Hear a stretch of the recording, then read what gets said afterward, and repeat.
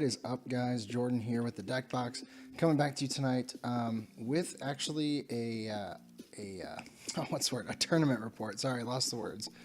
So tonight we're going to be talking about a tournament report, and actually this tournament report is going to be more about the actual tournament and some experiences I had and how it was run, as opposed to just my matchups. I will go through those as well. Excuse me while I move the mic just here. So yeah, I'm going to be talking about some of the things that disappointed me about the day, and then some of the things that were a little bit better for me. So I will just kind of hop into things. Also, I just got home from seeing the new Pokemon I Choose You movie with Erica, and it was a good movie. I have to admit, I really enjoyed it. A lot of I don't know what you would call it. Like, they paid a lot of homage to the important old school original episodes. Now, I have to admit, there were a lot of things that were cut out, but I mean, they had to condense this whole season plus some additional stuff and some changes into this hour-and-a-half movie. But if you haven't seen it, I guess your chance is done, because we saw it on Monday, which is, I think, the last day that they have it. But I'm sure it'll be out on DVD eventually. When it comes out, go get it. It's a good movie. It's definitely, it was the 20th movie. It was a big anniversary type deal. So it was definitely kind of a celebration of that, and like I said, some of the old school things. But they mixed a lot of new school stuff into it too, so I really enjoyed it. So if you get a chance to get the movie, get it. So guys, I'm going to talk about this tournament that Eric and I went to this past weekend. So real quick, I'll just tell you, it was an ARG event. It wasn't a sanctioned Pokemon tournament with points or anything. It was simply just for cash. And really, for us, it was a lot about practice too. It was a chance for us to get more into the tournament swing of things and start understanding how we're going to be playing this season and some of the things we need to work on. So it was an ARG event. It was, and this is where things kind of got odd for us. It's supposed to be a standard format XY breakthrough through Shining Legends. Okay, all the card rulings are based on Pokemon's new rules and everything, so that's good. So we get there fairly early, and I had planned on playing either Drampa Garb or Pablo Mesa's Zoroark Lycanroc deck that he posted recently. I thought it had some good matchups, did fairly well. But I wasn't feeling super comfortable with it because it's a newer deck, obviously, with Zoroark just coming out. And I wanted to go with something that was more tried and true. So I put together this Drampa Garb list on the screen here. You can see it did fairly well for me when I was testing. The problem for me, though, is I didn't test very much, I have to admit. It was like a couple days before, and I'm testing as much as I can, which wasn't a whole lot. So that was bad on my part. Definitely will work on that in the future. But the deck, it runs fairly well. So I decided to play it. We get there, we're testing a bit. I decided to stick with it, and we go to see our first matchups. And of course, I am paired against none other than Connor Lavelle, arguably the best player there. If you guys don't know, he's a really good player from the St. Louis area. He's been playing for quite a long time. Really smart guy. I got to sit down and talk to him a little bit. Super nice and respectful. Like, honestly, sitting down and just getting a chance to talk to him was one of the best experiences I had. It's not like we talked a lot, but you could just tell he was a genuinely nice person who just, he's super competitive when he plays, but he's a super nice person. So, of course, when I sat down to play against him, I was kind of nervous because I'd never played against someone who was a notable player like that. So that was neat for me. But at the same time, I knew how good he was, so I was really nervous about playing him because of that. So we sit down, and when we sit down for our first match, we're supposed to turn our deck list right then. So we all sit down. The judge is coming around, and they only had one judge for this thing. It was like 50 players, I think. They had one judge. It was just the head judge. That was it. So he comes around. He's collecting deck lists. He's like, all right, guys, you're going to have it's going to be best of one, 30 minutes, and, I'm going to take your deck list now. So right away, everyone's kind of freaking out, like, what do you mean best of one? When we signed up for this thing, and this is where the event, honestly, for me, I kind of lost a lot of respect. When we signed up for it, it was posted as a best of 3 event. So determining order. In best of 3 matches, the player that lost the previous, yada, yada, yada, talks about, So it's talking about best of 3, and that's what all of us had prepped for. Had I known that this was a best of 1, I would have been playing my crazy Sylveon deck because it can do best of 1. At worst, it'll tie. But I had prepped for best of 3 with Grandpa Garb, who, so that was kind of a bummer because we paid, I think it was like $25, $30, something like that, to go do this tournament, which is typically what I think it's like $30-something for regionals. So you pay about the same. In regionals, you get best of 3. It's a 2-day thing. And we were also told it was a 2-day best of 3 event. Top cut was going to be day 2. Well, we start the day with that best of 1. And that really just kind of threw everyone off. We're kind of bummed, to be honest. But, whatever. So that was kind of the first big red flag for me. It was kind of a bummer. So we get into our first match. Of course, he flips over. I think he flipped over a Trubbish right away. So Connor and I are playing the mirror match. He plays Espeon in his list. I do not. So we played. I just got steamrolled. I did exactly what I told Erica that other inexperienced players would do, which is not play the mirror match right by playing too many items. And I knew as I was playing, I was like, man, I'm going through too many. And I took 1 prize the whole game, and he just demolished me. So end of the game, I asked him, I said, what did I do that didn't quite help me? What could I have done differently? He just simply said, you played way too many items. And I was like, okay, yeah, I knew that. So, so he was super nice about it. And, he's like, yeah, you just got to watch your item count in this type of matchup and yada, yada. So, and he was dead on. So that was round 1 playing against Connor. Just got steamrolled, which is kind of what I expected. I shouldn't go in with that attitude, and I'm trying to fix that, but that's kind of what I expected. From there, I went into round 2. And round 2, I was paired up against a guy, I will not say his name. There's only 2 people's names out of the 6 I played that I remember. And the first one was Connor, I remember him, and the second one was this guy. And I remember it for a not so good reason, I'm going to be honest. So we're sitting there talking, doing pregame chat, like, where are you from, how long you been playing, do you play any other card games, whatever. And he said he'd played Yu-Gi-Oh! In the past.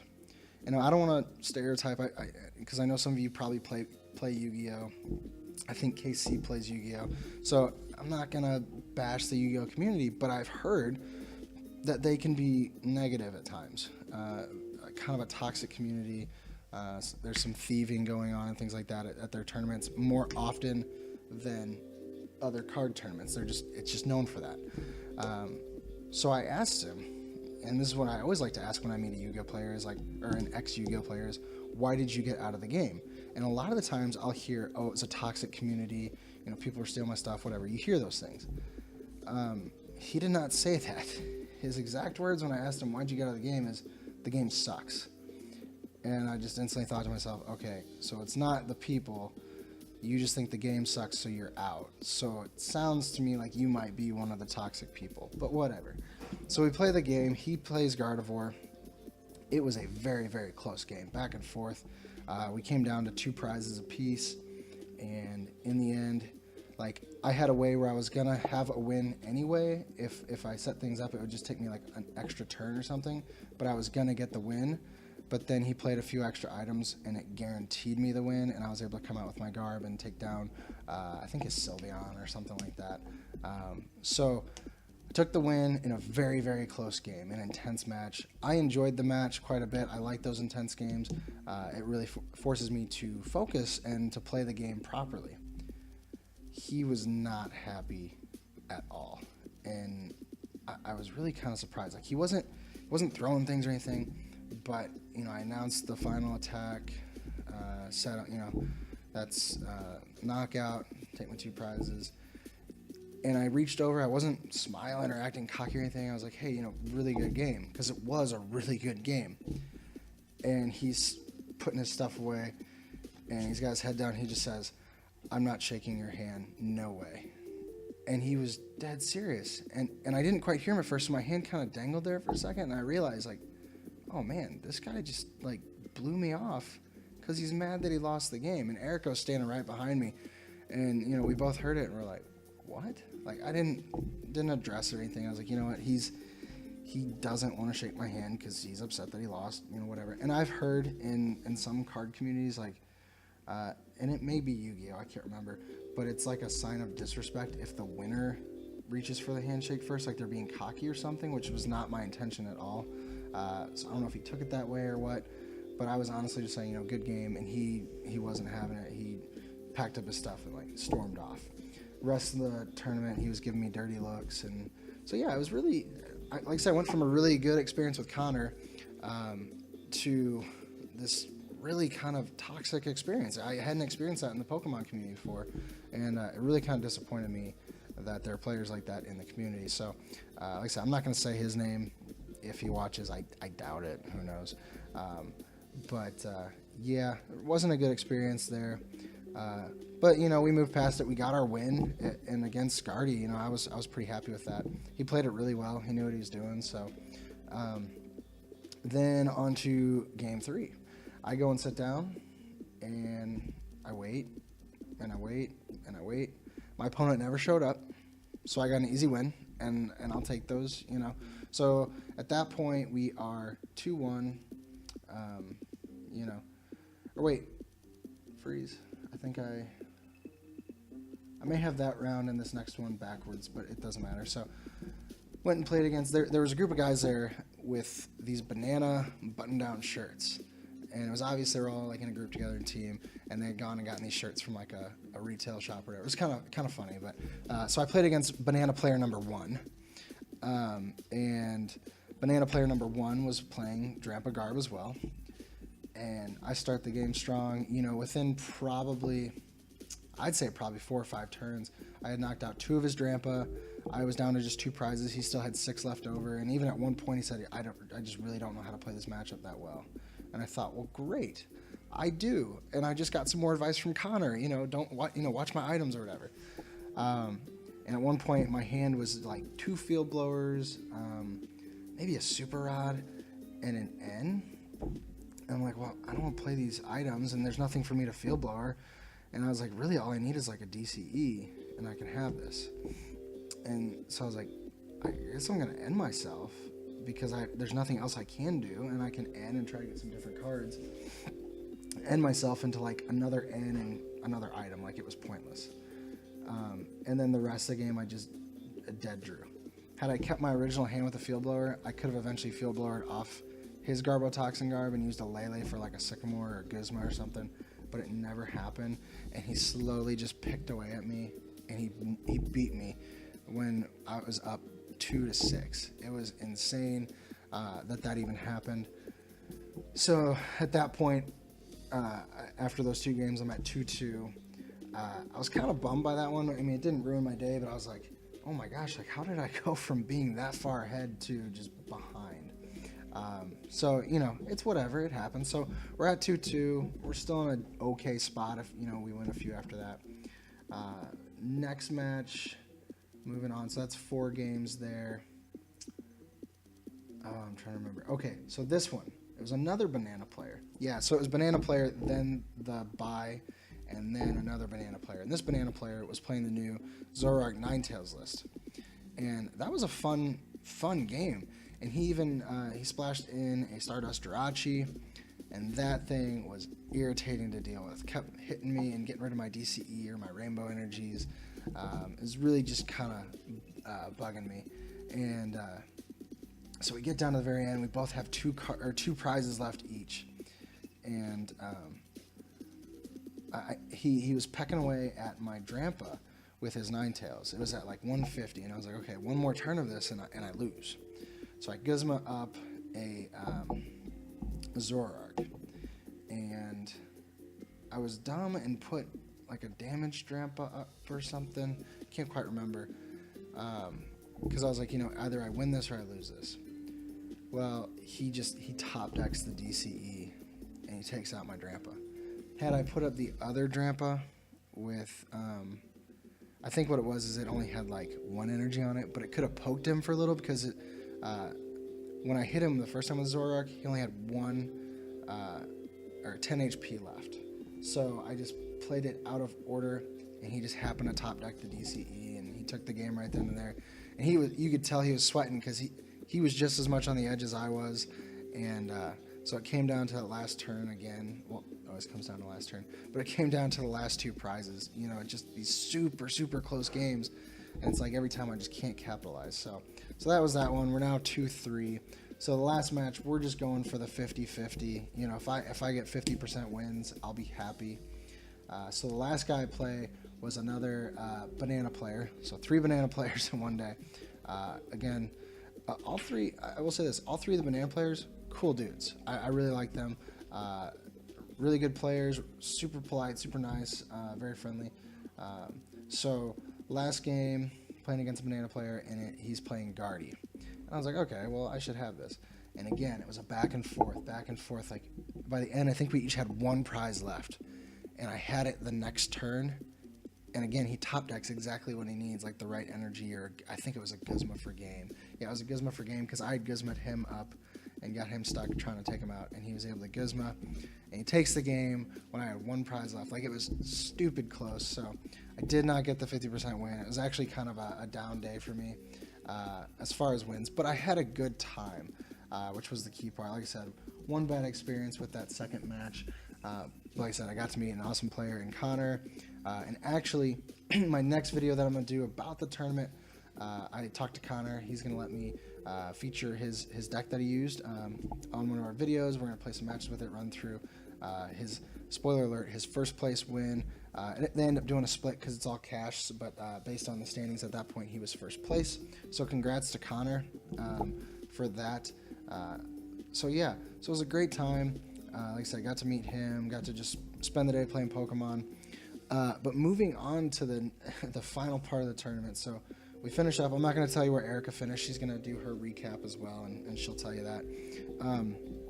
But they were going to do top 8 for cut for the last few games or whatever. But here's the deal. So since they made it best of 1, it now, instead of being a 2-day tournament like they originally said, is now a 1-day tournament. Which I know that might not sound like the worst thing, because like, okay, you finish up faster. But here's what you got to realize. There's people that came from out of town for this that potentially set up hotel stays for the following day. And quite honestly, if I was one of those people, I'd be pretty upset. And I know there were some Pokemon judges there that I think might be saying something about this, but I don't want to blast them, because I've heard a lot of good things about ARG. They ran the tournament fairly well. Having the one judge was kind of awkward at times, but just the fact that they changed it before, like, they didn't tell anybody, hey, we're changing it from best of 3 to best of 1. We paid way in advance for a best of 3, and it became a best of 1. It was really kind of disappointing. I didn't get to play as much as I had anticipated, as much as I had prepped for, and like I said, I probably would have picked a different deck had I known that it was best of 1. I just would have. Or I probably wouldn't have played, because if you ask Erica, I just don't like best of 1 personally. I'd rather play best of 3. And like I said, that's what I'm paying for. And then, like I said, if you're one of those players that rented a hotel or booked a hotel night or for a night, then you're getting ripped off out of that money. Like, you plan your whole weekend around this. I planned a couple days to, if I made day 2, it wasn't a guarantee, but it was like, either way, your plans are just shot. You know, you didn't have anything lined up for the next day, because if you're someone like Connor, you know you're going to make day 2, and they didn't even consider that. So that was kind of a downer. But yeah, so that's my ARG tournament experience. For me personally, it was so-so. You know, the players made it good. Most of the players made it good. But the fact that things were changed last minute was kind of a downer, and I wasn't too happy with that. But we move on. Like I said, this was good for some training and some testing, really, more than anything. So my takeaways from this overall experience is to, like I said, I need to test a lot more in advance for tournaments, and a little bit more seriously. I know for the channel I do some fun decks for you guys, and I'm still going to keep doing that. But what I want to try to do as well is I do want to start doing some testing videos. I don't know if you guys watch OmniPoke. I'm sure you probably do. But Jack and Joe, they'll do some testing videos a lot of times, where, you know, they take an hour or 3 hours, whatever it is. And I know some of that's their streaming, and they just test. And honestly, I think that's what I want to try to start doing a little bit of. That won't be everything that we do, but I do need to do some testing videos, not just for myself, but also for you guys. You know, it shows you some more serious decks. and what I'm considering for the future. So with that being said, our next tournament that we're going to will be in Memphis, December 16th and 17th, I believe. So up until that point, I will be doing some testing videos. I've kind of got a deck in mind. I'm really leaning more towards Guardy now, and before I was saying I'm not going to play Guardy because I don't want to play mirror matches all day. Fact of the matter is, though, like, Guardy's just, it's good. It's a good deck. There's no reason to avoid it. So I'm strongly considering testing that one a lot. I am going to test this Lycanroc Zoroark a little bit more. I'll probably mess around a little bit more with like Connor's list of his Drampagard. I'm going to go for some more serious decks and try to make something happen with that. So I hope you guys will join us for those videos. I think they'll be very helpful, especially for newer players that haven't really got into the testing as much. I remember last year when I was going to St. Louis Regionals, this was my first one ever. I did quite a bit of testing, I think, for a new player. Not as much as I could have, but considering my experience and what I had, I spent a lot of time focusing on my deck construction, and I worked with a player who'd been around for a little bit. So I think that was a good route to go, and it helped me quite a bit. I definitely, my nerves were gone by the time I got there. Actually performed better than I did yesterday, or a couple days ago. So we're going to go through some of that testing so that it can help you guys, so it can help me. And next time we have a tournament update, hopefully we're talking about day 2. So guys, I hope you've enjoyed this little recap / experience at this tournament. And I hope, like I said, I hope you get a chance to see that Pokemon movie when it does come out on DVD. Be sure to check it out. But until next time, guys, I've been Jordan with the Deck Box, where we want to know what is in your box. Have a great night, guys.